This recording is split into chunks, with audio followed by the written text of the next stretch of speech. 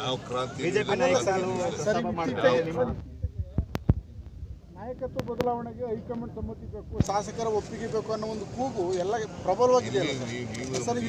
ನೀವು ಮಾತಾಡಿದ್ದೀರಿ ಎಲ್ಲೂ ಕೂಗೇ ಇಲ್ಲ.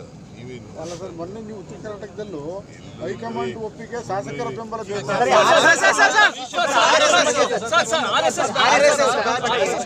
ಕೇಂದ್ರ ಸಚಿವರು ಪ್ರಹ್ಲಾದ್ ಜೋಶಿ ಅವರು ಸಾಕಷ್ಟು ಯಾರಿಂದಲೂ ಸಾಧ್ಯ ಇಲ್ಲ ಅದು ಅಂತ RSS ಸಭೆ ಫಂಕ್ಷನ್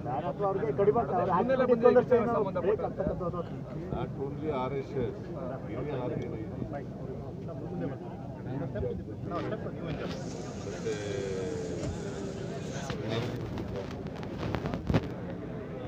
ಬೇರೆಯವ್ರಿಗೆ ತೊಂದರೆ ಕೊಟ್ಟು ಮಾಡಬಾರ್ದು ಅಂತ ಹೇಳಿದ್ದೀವಿ. ಮತ್ತು ಅದನ್ನು ತಮಿಳ್ನಾಡಿನವರು ಮಾಡಿದ್ದಾರೆ. ತಮಿಳ್ನಾಡಿನವರು ಏನು ಮಾಡಿದ್ದಾರೆ ಅಂತ ತೋರಿಸ್ತಾ ಇದ್ದೀವಿ.